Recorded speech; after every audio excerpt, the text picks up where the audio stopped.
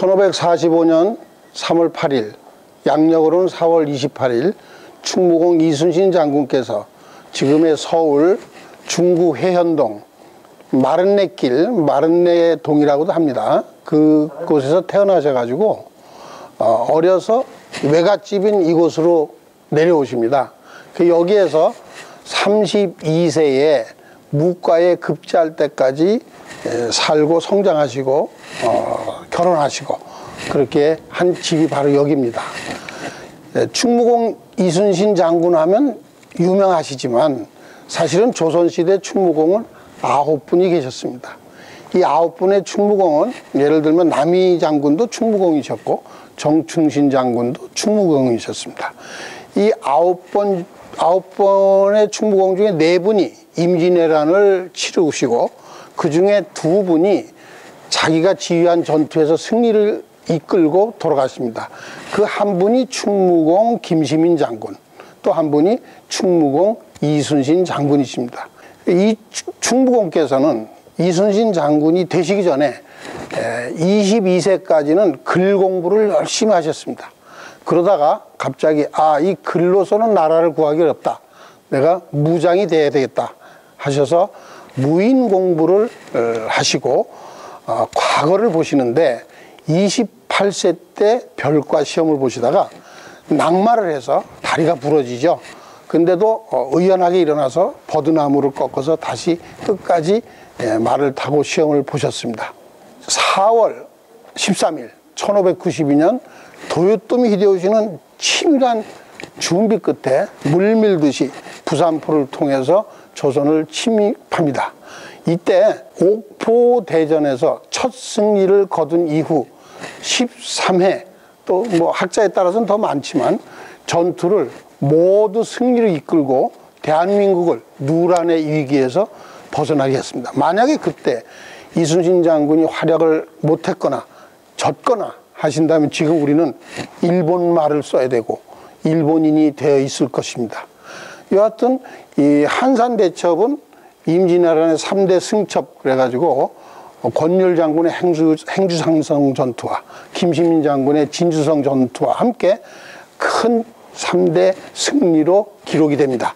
여하튼 이순신 장군께서는 한산도 해전 1592년 7월 8일 거기서 왁기작가 야스히로를 아주 거의 전멸시키죠. 이 왁기작가라는 장군은 이순신하고 3번을 만나서 3번 다 패합니다만 일본에서는 히데요시의 7번 창이라고 하는 아주 최고의 명장 중의 명장입니다.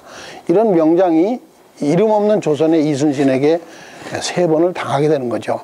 또 그리고 돌아가시기 한 해 전에 1597년 이순신이 있으면 도저히 이길 수 없다고 생각한 일본이 처음에는 조선 수군을 만나면 무조건 도망치라고 명령을 내립니다.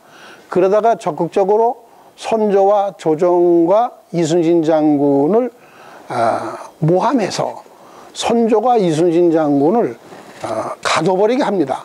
그래서 1597년 이순신 장군은 한 달간 옥고를 치르시게 되고 그때 대신인 그 신구차 대신들이 정탁이라든지 또 유성룡 대감이라든지 이런 분들이 노력해서 살려내죠. 그래서 살려내시고 나오시면서 아산을 지나시면서 여수에 계신 구심노모가 오셔서 만나게 되셨어요. 근데 그 구심노모가 그 바다에서 또 배가 3일간 표류하면서 태안 앞바다에서 너무 지쳐서 만나시기 하루 전에 돌아가십니다. 그때 이순신 장군은 53세의 장수 출신으로 그 효심이 너무 지극하셨기 때문에 마당에 가서 뒹굴고 울고 그랬다고 난중일기에 쓰고 계십니다. 백의종군을 하다가 마침 칠천량에서 원균이 조선수군과 함께 모두 괴멸당합니다. 이때 방법이 없으니 이순신 장군이 그러면 제가 현장을 살펴보고 대책을 세우겠습니다. 말이 끝나자마자 즉시 출발합니다. 그때가 밤이었고 비가 억수같이 쏟아질 때인데 그런데 그때 출발하지 않으면 묘하게 하늘의 인연인지 이순신 장군이 지나가신 다음 날 왜군이 지나가게 됩니다.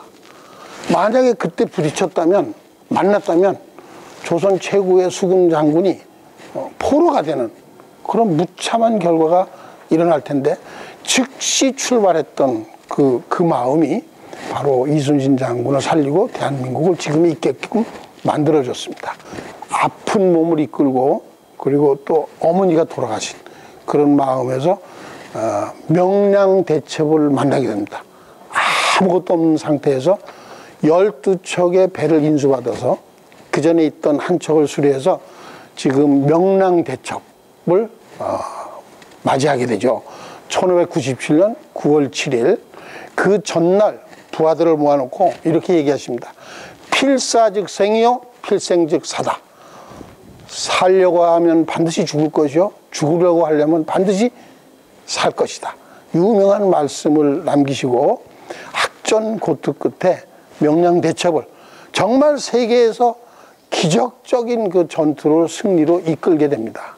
국하고는 그것을 남의 군과 연결해서 명량대첩제를 처음 다시 시작한 그런 경험도 있습니다만, 거기서 서로 왜군은 왜군대로 남으로 도피하고, 이순신 장군은 무기가 다 떨어져서 지금 경렬비도 쪽으로 후퇴를 하시다가 한 20일쯤 뒤에 다시 목포 고화도로 내려오셔서 진을 꾸리시는데, 그때 막내 아들 면이 어머니를 지키시다가 여기서 21살의 젊은 나이에 일본 특공대의 칼에 맞아서 돌아가시게 됩니다.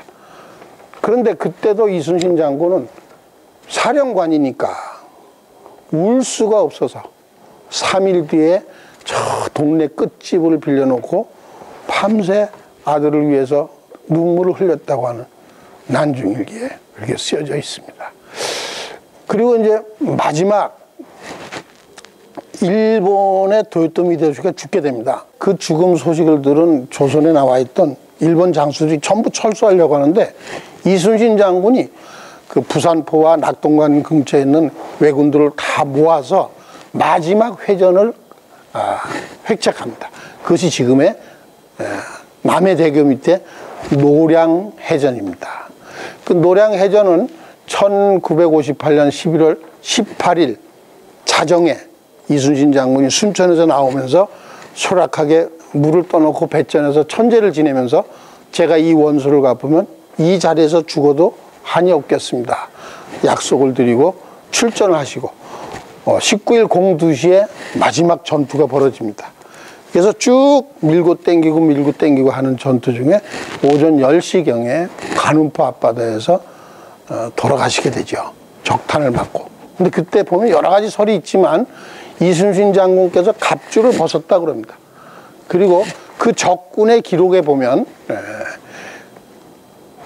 누군지 모를 나이 들은 장수가 북을 치면서 우리 쪽으로, 즉 왜군 쪽으로 막 다가오는 것이 보였다. 그래서 급히 선중해서 저격수들을 모아서 10명의 저격수가 저 사람이 혹시 장수일 수도 있고 이순신일 수도 있으니 무조건 쏘고 보자, 이러한 그 기록이 남아 있습니다.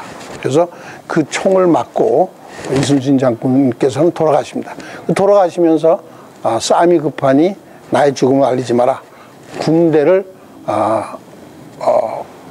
소란스럽게 만들면 안 된다.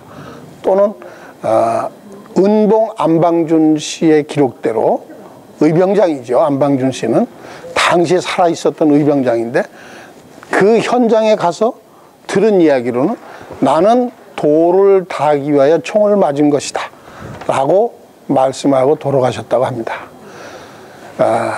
이순신 장군께서는 효자이며 충신이며 도인이라고 말할 수 있습니다.